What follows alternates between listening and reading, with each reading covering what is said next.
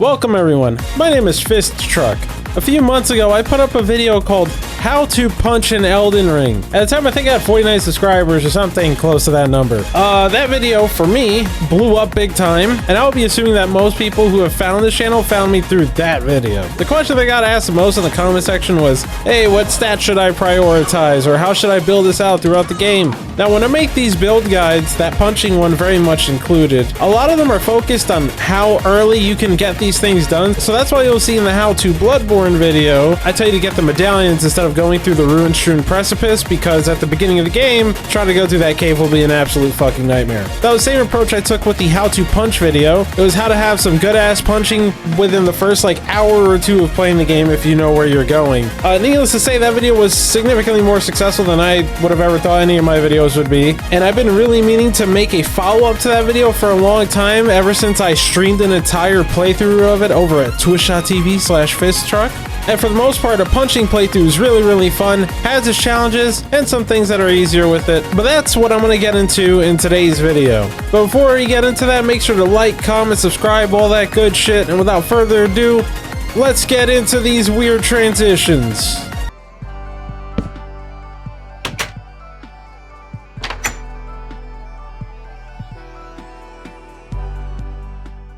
Alright, so the first thing I'm going to get into is the stats and the equipment, all that kind of good stuff. I'm going to have the stats show up on screen right now while I talk about them. Probably your most important stat is going to be strength. Pump the shit out of it. Juice, steroids, whatever you gotta do. We're pumping straight creatine, protein, and Teen's Choice Awards into our biceps. With that being said, also ignore the fuck out of whatever magic stats we're using. All you need for this build is enough stats to cast Blood Flame Blade, which, if you remember from the previous video, comes with the class. Since we're pumping the shit out of strength, you're gonna want to take your Spike Caestus, and you're gonna want to turn that into a heavy Spike Caestus. And if you remember from the previous video, I said that we were gonna use the Kick Ash of War. Well, back then I said it was dog ass, and guess what? It's dog ass.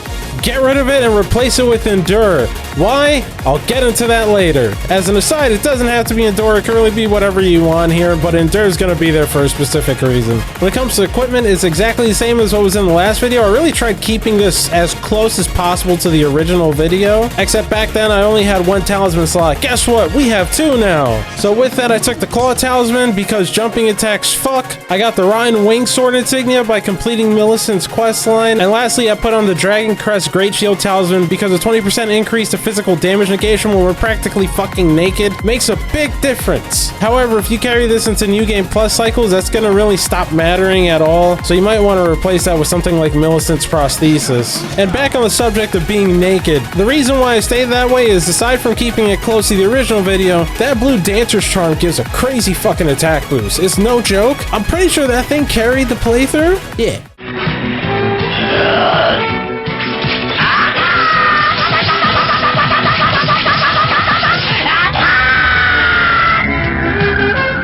I'm gonna start with a positive note before I start bitching, because I really like bitching. The damage is pretty solid, especially once you hit it with that heavy infusion and pump the shit out of your strength. The damage is surprisingly no joke. And to add to that, it's incredibly fast. You're able to do a couple of punches and then get the hell out of any bad situation. I found it particularly useful when I was fighting NPCs. You kind of run in, hit them with a 1-2 fuck you, and then run out really quickly before they got a chance to process what just happened. And with a build like this, you truly feel like you're eating thunder and shitting lightning. Copyright. I guess kind of redundant with being very fast, but also because the fists are the fist and each press of R1 does 2 hits, you get a lot of hits in with the fist, which sounds really dumb, but when you think about things like the Ryan Wing Sword insignia or Millicent's Prosthesis or the Godskin Swaddling Cloth, it allows you to really stack those effects very quickly in a way that you really can't do with other weapons. And building further even on top of that is the bleed potential. Since the Spike Caestus already inherently bleed, and then we're putting Blood Flame Blade on it, and you hit a shit ton of times for each hit, you get bleed to proc really quickly on things that are susceptible to it. Now comes my favorite part of the video, the part where I complain.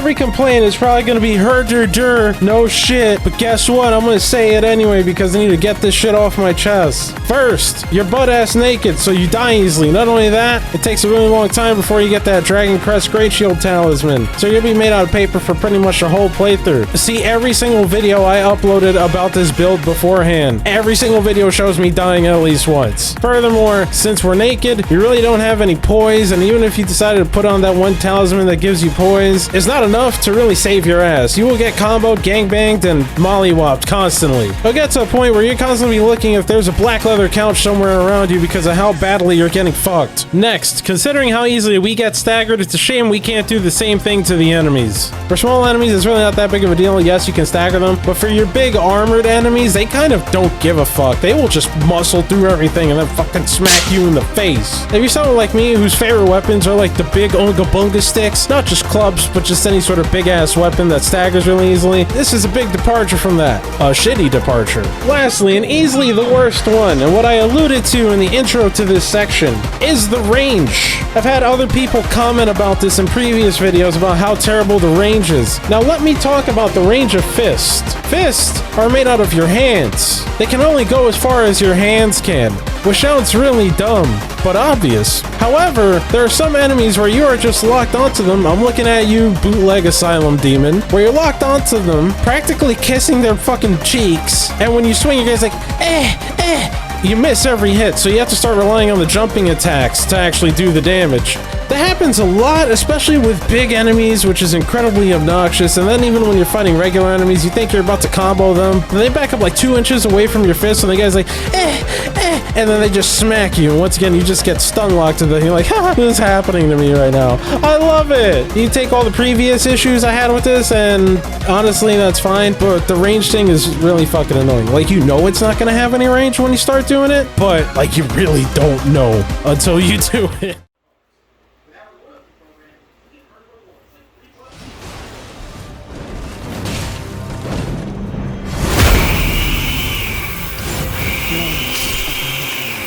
Now we talk about Endgame, how you'll be approaching that, and with that really just how you're approaching the whole game as you're playing through it. Bleed helps a lot. Remember to cast Blood Flame Blade whenever available. The bleed really helps, especially on things that are susceptible to it. However, for those that aren't, my biggest piece of advice is to hit them. I know this sounds incredibly stupid, however, I'm not the biggest fan of min-maxing the fuck out of builds. I mean, I know that we got heavy Spike Caestus and bleed and that kind of shit, but for those situations where the bleed really doesn't help, our damage is more than enough to help us beat the shit out of whatever is in our way. Radagon and the Elden Beast being the biggest examples of this. They're easily the bulkiest bosses that can't bleed, but the damage was more than enough to deal with them and it wasn't that big of an issue. With that being said, do whatever helps you get through it. Using things like Exalted Flesh will allow you to do more damage, or you could just have a second pair of fists ready that have Frost or some other shit like that on them. Lastly, time to talk about the Ash of War, Endure, and why I have settled on Endure being the Ash of War that I like to use with these fists.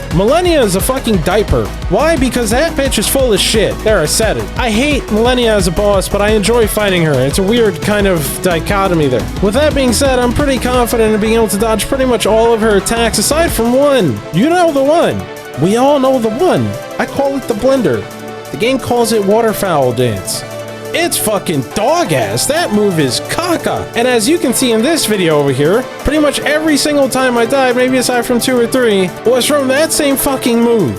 So what are your strats with such a situation? Well, you could try and bait her to do it, except when the only thing you do is punch, she tends to do it right above your head. And afterwards, you get turned into a 1-gallon jug of Hawaiian Punch every fucking time. Now, what are other ways you could approach this? Well, you could try and dodge it and kind of hit your head against the wall until you get that timing down. Hey, go for it. More power to you if you can do it. You use Bloodhound Step, but that's inconsistent as fuck, because sometimes if you're locked on and you hit back, your guy dodges to the right or forward. Once again, if you're all for it, more power to you.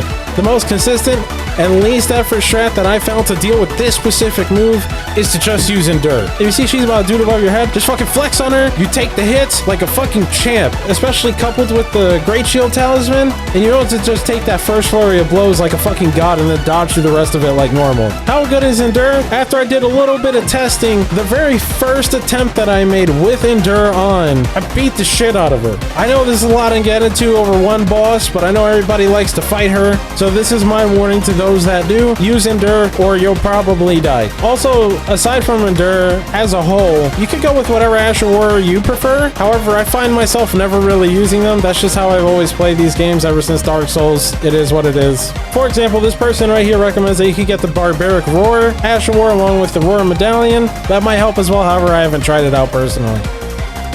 And that about wraps it up. This whole how to punch thing has been a real journey for me, and making this video has been kind of like a finale to the whole thing for me. For those who found me through that initial how to punch video and stuck around afterwards, thank you, I really appreciate it, and I hope you continue to stick around as we continue to fuck around with Elden Ring, and then move on to other games and all other sorts of dumb shit that I am looking forward to doing in the future. Once again, subscribe, share, like, dislike. Nonetheless, if you watch this far into the video, thank you. And remember, always wipe before you shit.